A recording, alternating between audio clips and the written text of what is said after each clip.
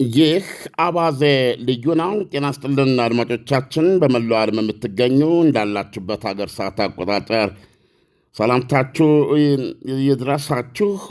አንዳንድ ሰብሰብ ያሉ ወሬዎችን ልናጫውታችሁ ነው የመጣ ነው። የሰላጤውን ጦርነት በተመለከተም ዳንኤል እንደምናመሸም እንደምናመሸህ አለም። የእስራኤሉ ጠቅላይ ሚኒስትር ቤንያሚን ኔታንያሁ መግለጫ ሰጥቷል ከሰዓታት በፊት። በመግለጫቸውም አንዳንድ ቁም ነገሮችን አንስተዋል።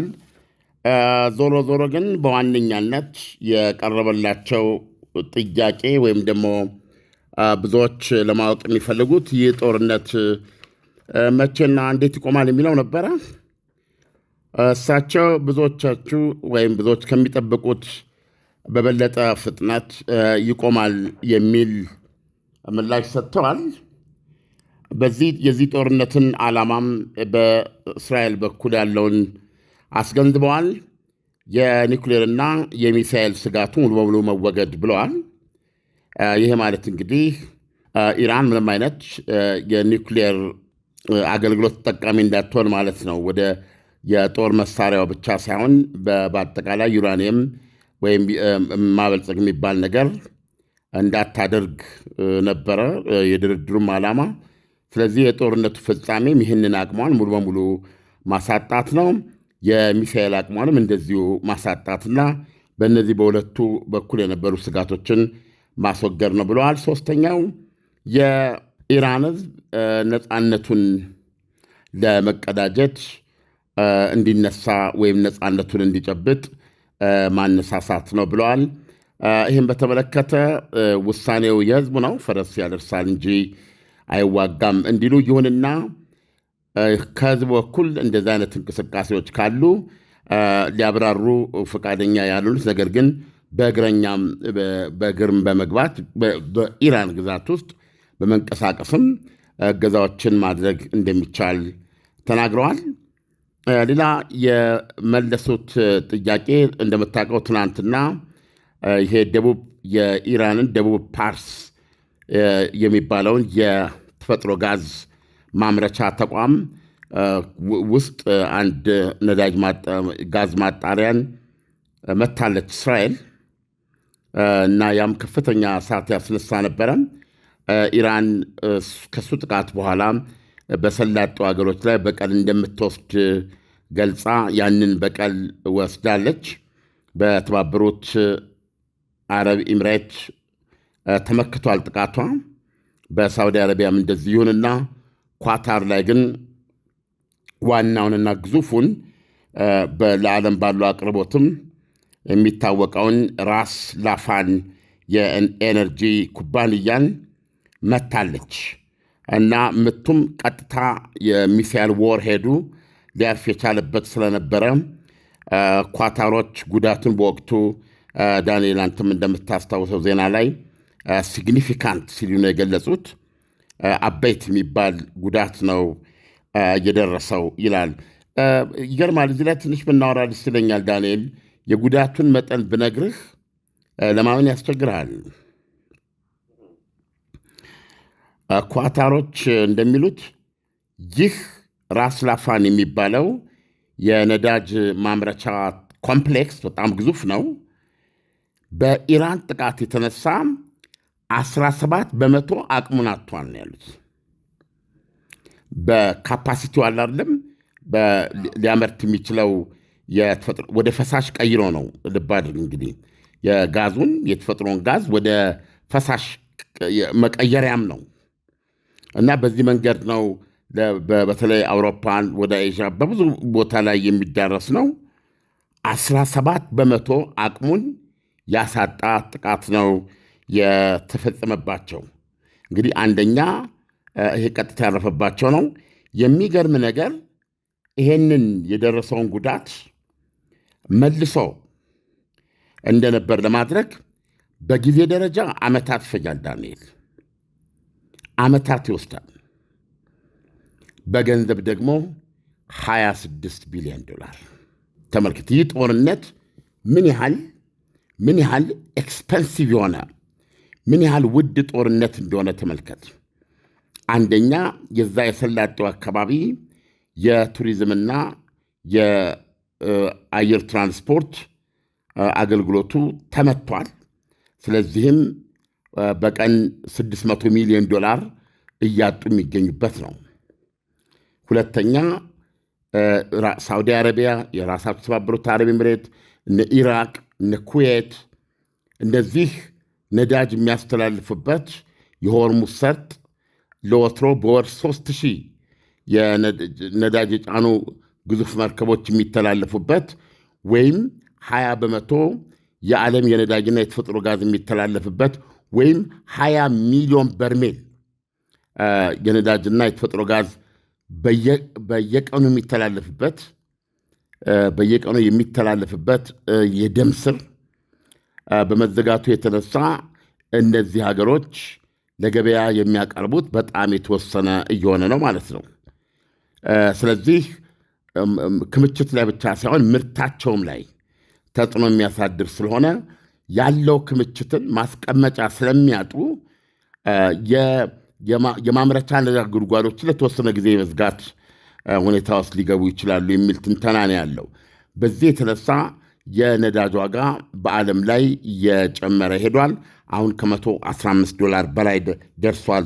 ድፍድፍ ነዳጅ ዘይት በበርሜል አሁን ኳታር በዚህ በደረሰባት 17 በመቶ ግዙፉን የራስ ላፋንን የተፈጥሮ ጋዝ ማምረቻ ኮምፕሌክስ ተቋማት ልትለው ትችላለህ 17 በመቶ አቅሙን አጥቷል። በዚህ የተነሳ ልብ አድርግ እንግዲህ ይህንን እንደነበር ለማድረግ አንደኛ በጊዜ ደረጃ ዓመታት ይፈጃል፣ በገንዘብ ደግሞ $26 ቢሊዮን ይፈጃል። በአንድ ምት ነው፣ በአንድ የኢራን የትናንት ጥቃት የደረሰ ነው።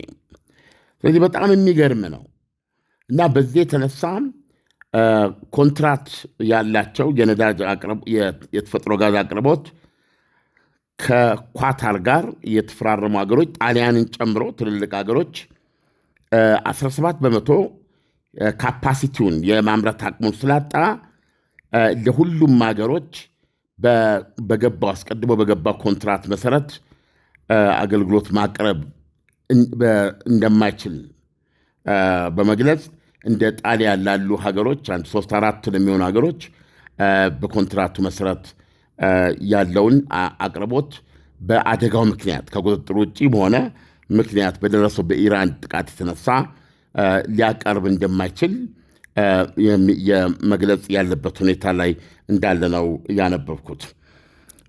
ይሄ እንግዲህ የዚህ በእውነት $26 ቢሊዮን ውድመት ያስከተለ የኢራን ጥቃት እየተካሄደው እስራኤል የደቡብ ፓርስ የኢራንን ግዙፍ የተፈጥሮ ጋዝ ማምረቻ ከመታች በኋላ መሆኑ ይታወቃል።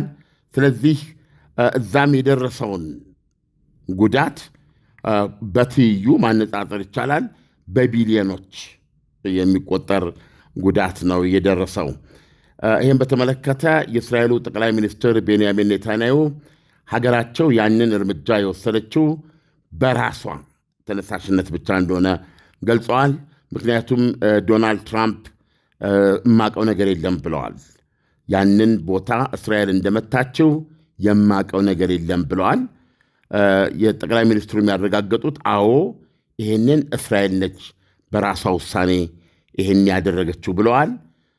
ነገር ግን ዶናልድ ትራምፕ ካሁን በኋላ እንዳትመቱ የሚል ጥያቄ ስላቀረቡ እስራኤልም ጥያቄያቸውን እንደምታከብርና የዚህ የነዳጅ አውታሮችን እንደማታጠቃ ገልጸዋል። የዚህ ምክንያቱ ምንድነው? ዶናልድ ትራምፕ ለኳታር ምን ብለዋል? የኳታር ጉዳት ከደረሰ በኋላ ደጋግሜ መጥቀስ አለብኝ፣ ራስ ላፋን የሚባለው የኤነርጂ ኮምፕሌክስ የተፈጥሮ ጋዝ ኮምፕሌክስ ትናንትና በደረሰበት የኢራን የሚሳኤሎች ጥቃት የተነሳ 17 በመቶ የማምረት አቅሙን አጥቷል። መልሶ ወደ ነበረበት ለመመለስ ወደ 100% ካፓሲቲው ለመመለስ ሊያካሄዳቸው የሚገባው የጥገና ስራዎች ዓመታት የሚወስዱ መሆኑና በገንዘብም $26 ቢሊዮን ያላነሰ ገንዘብ የሚያስወጡ መሆኑ ተገልጿል። ዶናልድ ትራምፕም ኢራን ከዚህ በኋላ በኳታር የነዳጅና የተፈጥሮ ጋዝ ተቋማት ላይ ሌላ ጥቃት ብትሰነዝር የሀገራቸው ሚሊተሪ የኢራንን የትኛውንም የተፈጥሮ ጋዝና የነዳጅ ሀብቶች በሙሉ በስፋት እንደሚደበድብ አስጠንቅቀዋል። በዚህ በጦርነቱ ምልልስ ደግሞ ሄዝቦላና ኢራን በተቀናጀ መልኩ ከፍተኛ እሩምታ ከፍተዋል። በእስራኤል የተለያዩ እንግዲህ ሄዝቦላ ሰሜናዊ ክፍሉ ላይ የሚተኩሰው ማነው፣ ኢራን ደግሞ ወደ ማዕከላዊ ግዛት ነው። ነገር ግን በኩል ሰዓት በተቀናጀ ሁኔታ መተኮሳቸው ተገልጿል። ለጊዜው የደረሰ ሪፖርት አደጋ አልተዘገበም።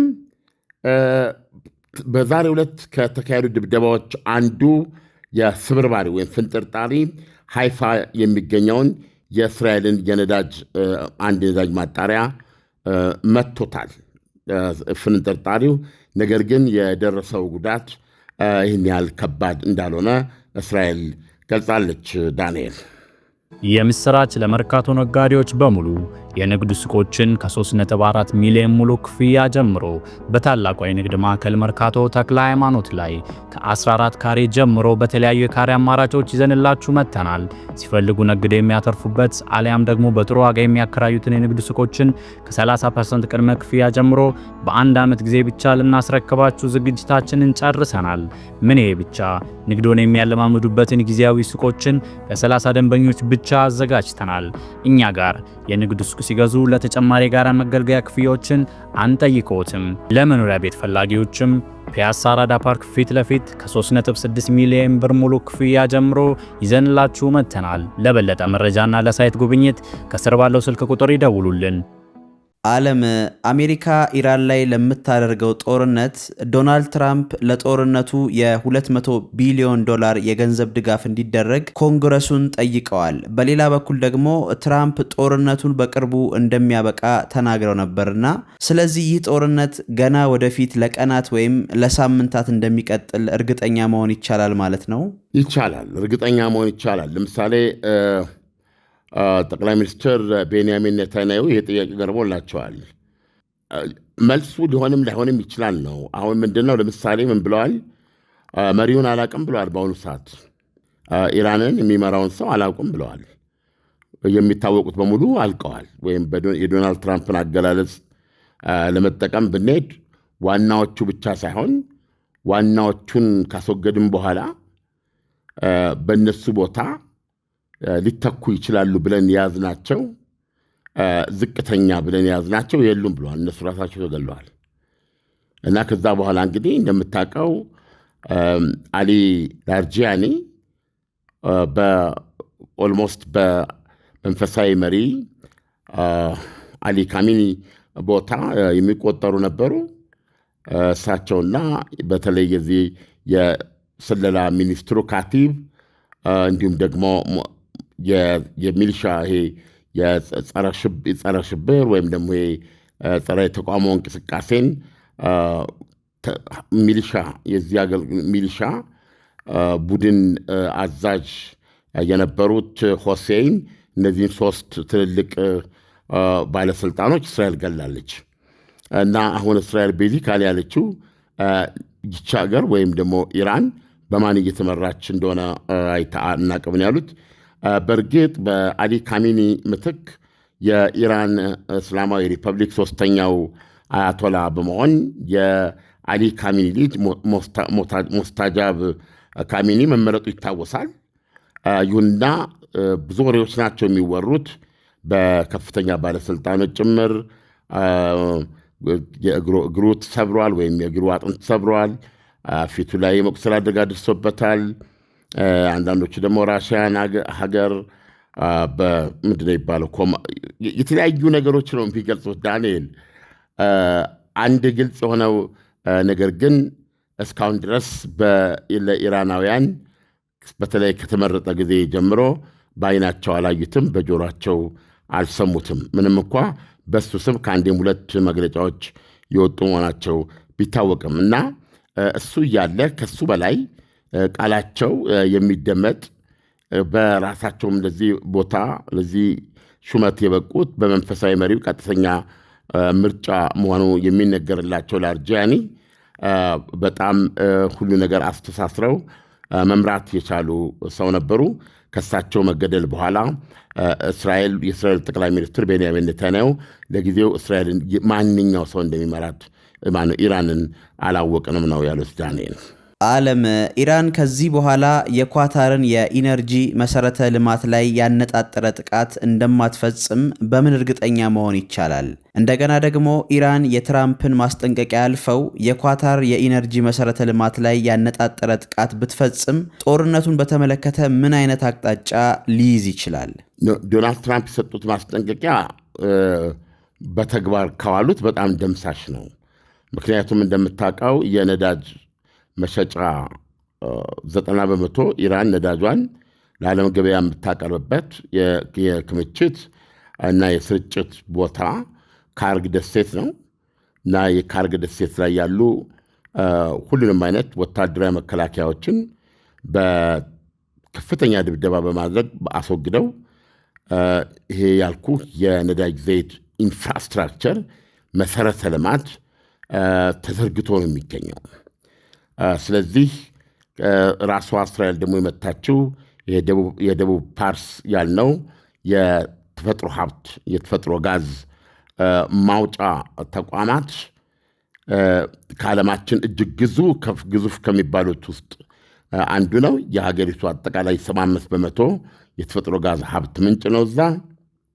ስለዚህ ይሄንን ቦታ መምታት ማለት እንግዲህ አሁን ነገርኩ በማነጻጸር የኳታርን በአንድ በሁለትና በሶስት ሚሳኤል ምት ራስ ላፋን የሚባለው የኤነርጂ ኮምፕሌክስ ላይ 17.7% የማምረት አቅሙን ያሳጣው ያ ድብደባ እና በገንዘብ እንዳልኩ ከዓመታት ጊዜ ጋር 26 ቢሊዮን ነው። እስሪ መቅሰፍታዊ ነው። ስለዚህ ኢራን አሁን በተለይ ለእስራኤል ተነግሯታል የነዳጅና የጋዝ ተቋማትን እንዳትነኪ ተብሏል። እሷም ተስማምታለች። ስለዚህ ይሄ በሆነበት ሁኔታ ኢራን ተነስታ ድጋሚ ወደ ኢራን የኩዌት የነዳጅ ማውጫዎች ላይ አነጣጥራ ብትተኩስ ዶናልድ ትራምፕ እንደዚህ ቅድም የጠቀስናቸውን የኢራንን የአይን የሆኑ የነዳጅ ዘይትና የተፈጥሮ ጋዝ ሀብትን እንደሚያጋዩ ዝቷል። በዩናይትድ ስቴትስ አሜሪካ ኤርፎርስ ድብደባ ማለት ነው። ስለዚህ እውነቱን ከጠየቀኝ ተመሳሳይ ጥቃት እስካልተደረገባቸው ኢራኖች ይህን ያደርጋሉ ብዬ አላስብም። የምስራች ለመርካቶ ነጋዴዎች በሙሉ የንግድ ሱቆችን ከ3.4 ሚሊዮን ሙሉ ክፍያ ጀምሮ በታላቋ የንግድ ማዕከል መርካቶ ተክለ ሃይማኖት ላይ ከ14 ካሬ ጀምሮ በተለያዩ የካሬ አማራጮች ይዘንላችሁ መጥተናል። ሲፈልጉ ነግደ የሚያተርፉበት አሊያም ደግሞ በጥሩ ዋጋ የሚያከራዩትን የንግድ ሱቆችን ከ30% ቅድመ ክፍያ ጀምሮ በአንድ ዓመት ጊዜ ብቻ ልናስረክባችሁ ዝግጅታችንን ጨርሰናል። ምን ይሄ ብቻ!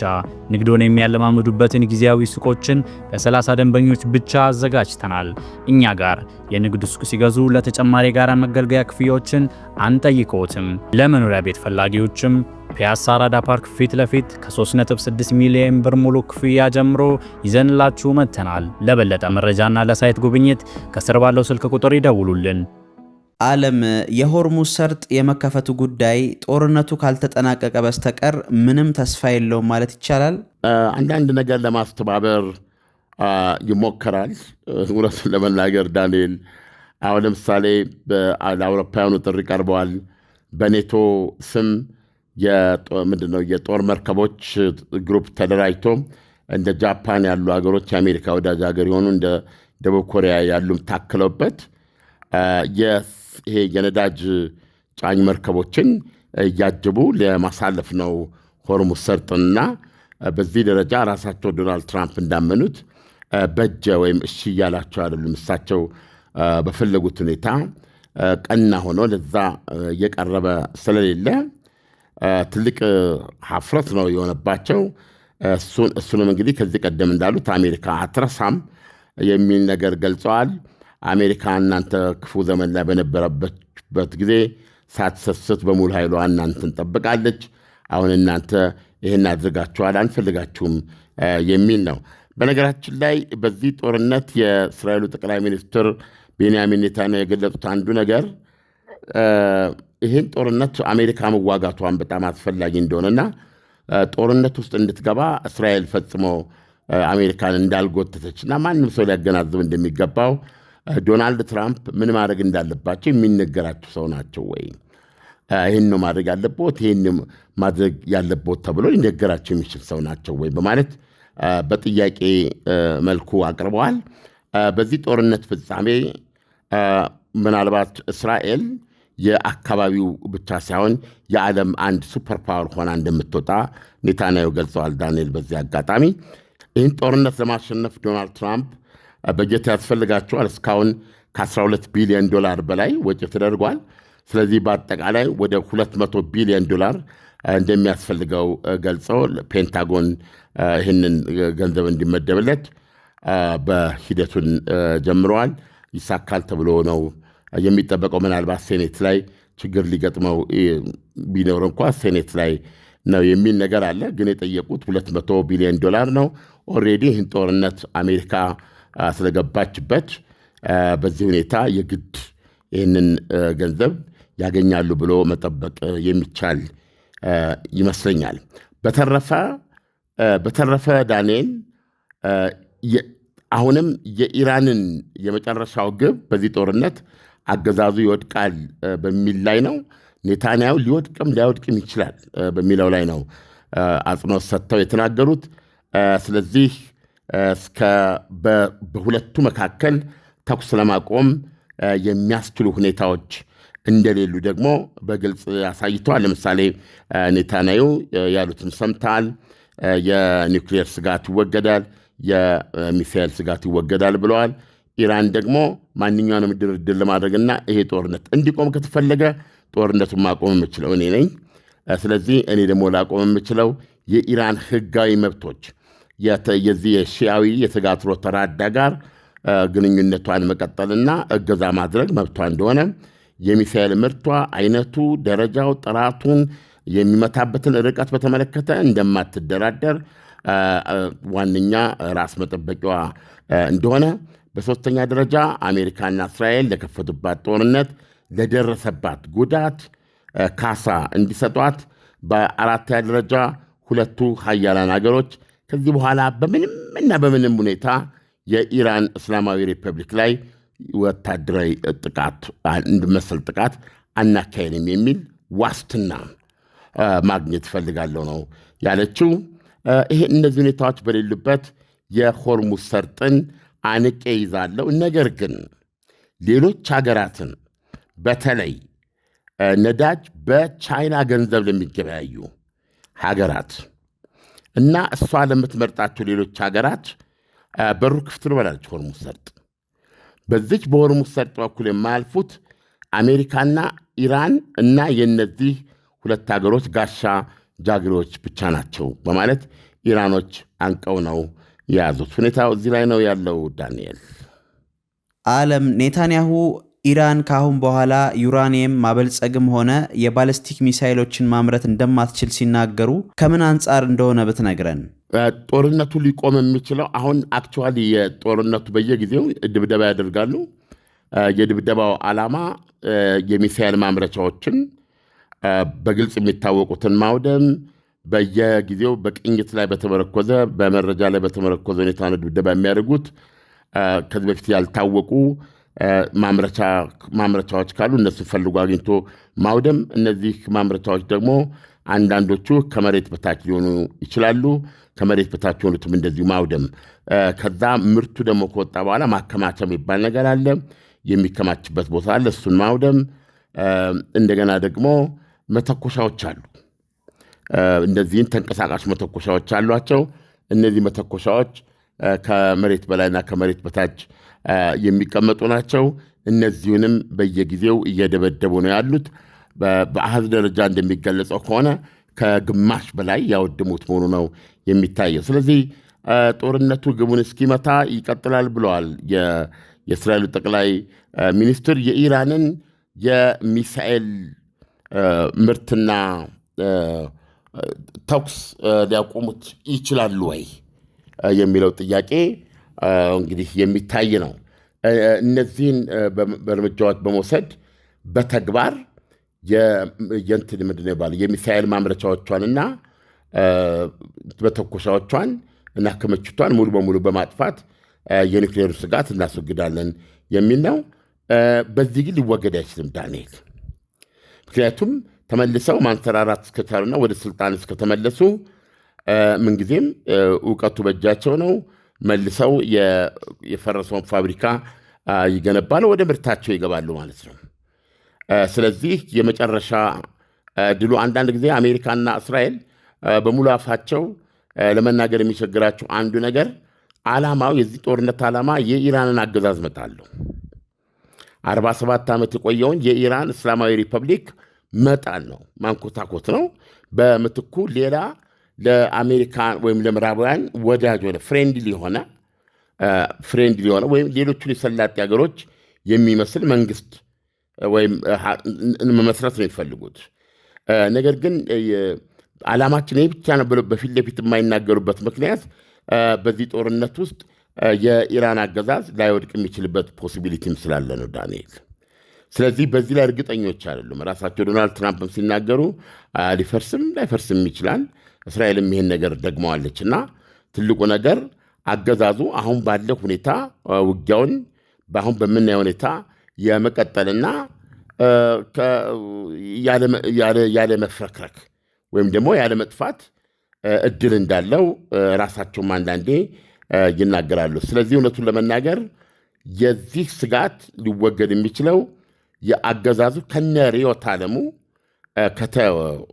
ከተገረሰሰ በምትኩ ከሚመጣው መንግስት እና ለምዕራባውያን እና ለዚህ ቅርብ የሆነ መንግስት ምስረታ ጋር ተያይዞ እነዚህ የተባሉት የእስራኤልና የዓለም ስጋት የተባሉት የኒውክሊየር የሚሳኤልና የዚህ የተጋትሮ ተራዳ የምትለው ከጥቅም ውጭ ሊሆን ይችላል። ስርዓቱ ከወደቀ እነዚህ ሁሉ አብረው የሚወድቁ ናቸው። ይሁንና ዓላማችን እስከ መጨረሻው አገዛዙን በምንምና በምንም ታምር ወደ ስልጣን እንዳይመለስ ነው። ስለዚህም ይሄን ማድረግ እስክንችልና ሌላ አዲስ መንግስት መመስረት እስኪችል ዘመቻችንን አናቋርጥም የሚል መልእክት ግን እየሰማን አይደለም ከእስራኤልም ከአሜሪካም። ዓለም ለሰጠን ትንታኔ በጣም አመሰግናለሁ። መልካም አዳር ይሁንልህ። መልካም አዳር ዳኔ። የምስራች ለመርካቶ ነጋዴዎች በሙሉ የንግድ ሱቆችን ከ3.4 ሚሊዮን ሙሉ ክፍያ ጀምሮ በታላቋ የንግድ ማዕከል መርካቶ ተክለ ሃይማኖት ላይ ከ14 ካሬ ጀምሮ በተለያዩ የካሬ አማራጮች ይዘንላችሁ መጥተናል። ሲፈልጉ ነግደው የሚያተርፉበት አሊያም ደግሞ በጥሩ ዋጋ የሚያከራዩትን የንግድ ሱቆችን ከ30% ቅድመ ክፍያ ጀምሮ በአንድ ዓመት ጊዜ ብቻ ልናስረክባችሁ ዝግጅታችንን ጨርሰናል። ምን ይሄ ብቻ! ንግዶን የሚያለማምዱበትን ጊዜያዊ ሱቆችን ለ30 ደንበኞች ብቻ አዘጋጅተናል። እኛ ጋር የንግድ ሱቅ ሲገዙ ለተጨማሪ የጋራ መገልገያ ክፍያዎችን አንጠይቅዎትም። ለመኖሪያ ቤት ፈላጊዎችም ፒያሳ አራዳ ፓርክ ፊት ለፊት ከ3.6 ሚሊዮን ብር ሙሉ ክፍያ ጀምሮ ይዘንላችሁ መጥተናል። ለበለጠ መረጃና ለሳይት ጉብኝት ከስር ባለው ስልክ ቁጥር ይደውሉልን።